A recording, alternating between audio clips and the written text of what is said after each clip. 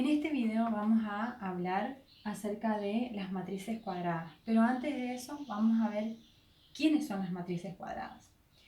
Para ello vamos a tener que tener en cuenta el orden de las matrices que ya habíamos visto en videos anteriores. Habíamos hablado de que el orden estaba dado por las filas y las columnas, es decir, m por n, y ahí vamos a ver qué pasa si son iguales o son distintas la cantidad de filas y columnas que hay. Si decimos que las filas es igual a la cantidad de columnas que hay, entonces estamos hablando de matrices cuadradas. Pero si nos encontramos que las filas son distintas a la cantidad de números de columnas que existan, entonces esa matriz va a ser rectangular. Y si miramos la forma en la que va a quedar armada nuestra matriz, nos representan a un cuadrado y a un rectángulo, dependiendo de si son iguales o son diferentes las filas y las columnas, la cantidad de filas y la cantidad de columnas. Entonces, una vez que ha aclarado que cuándo van a ser cuadradas esas matrices, cuando la cantidad de filas y la cantidad de columnas sean iguales. Entonces vamos a encontrarnos con 7 tipos de matrices. Vamos a encontrarnos con la matriz diagonal, la matriz escalar, la matriz identidad, la simétrica y antisimétrica, y la triangular superior y la triangular inferior. ¿Qué pasa cuando estamos hablando de una matriz diagonal? La matriz diagonal vamos a tener en cuenta su diagonal principal, que va a ser la que está nombrada con diferentes letras. ¿Por qué la nombramos con diferentes letras? Porque para que la matriz sea diagonal, esa diagonal que vemos acá trazada, fíjense que los otros elementos son 0, entonces esa diagonal trazada por elementos son elementos diferentes, es decir que nos vamos a encontrar con diferentes números en ese caso. Entonces, en una matriz diagonal nos encontramos con una diagonal donde sus elementos son diferentes valores. Cuando hablamos de la matriz escalar nos vamos a encontrar con algo muy similar a lo que son las matrices diagonales. Pero a diferencia de lo que es la matriz diagonal, que hablábamos de que los elementos de esa diagonal principal eran diferentes, vamos a ver que en este caso los elementos, yo lo nombré, pero puede ser una forma generalizada, nos quiere decir que esos elementos de esa diagonal principal son todos iguales. Es decir, puede ser 2, 2 y 2.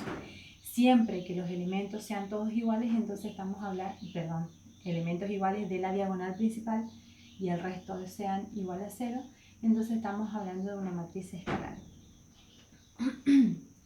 ¿Qué pasa cuando estamos trabajando con una matriz identidad?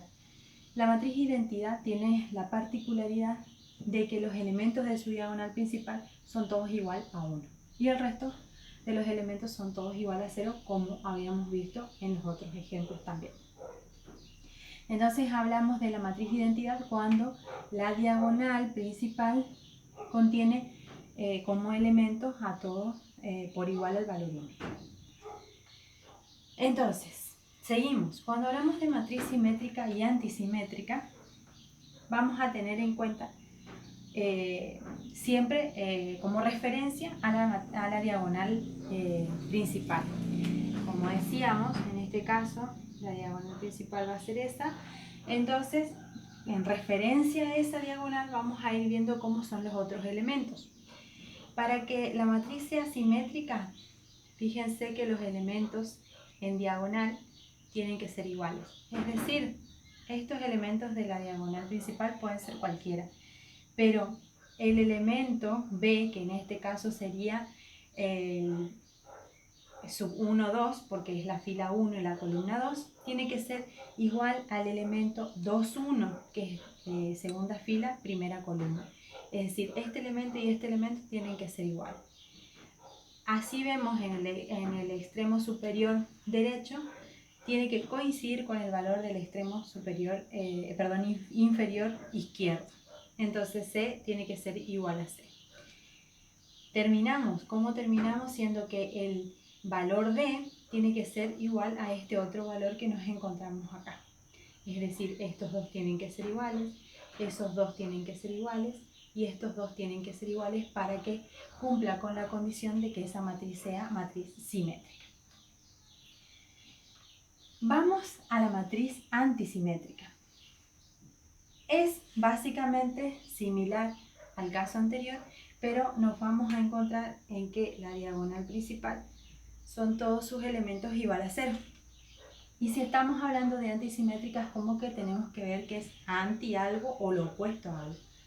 Entonces, si tenemos un elemento determinado acá, como veníamos trabajando en la simétrica, en diagonal otra vez, vamos a encontrarnos con su opuesto. Vamos a suponer un ejemplo. Si acá tenemos 5, nos vamos a encontrar con el menos 5. Si hubiese sido al revés, yo puse signos contrarios nomás, pero no necesariamente acá tiene que ser positivo y acá negativo. Vamos a suponer que acá yo hubiese tenido el menos 5, entonces para que cumpla con la condición de antisimetría, acá tiene que ser 5 positivo. Si menos 5 tenemos acá, acá tiene que ser 5 positivo.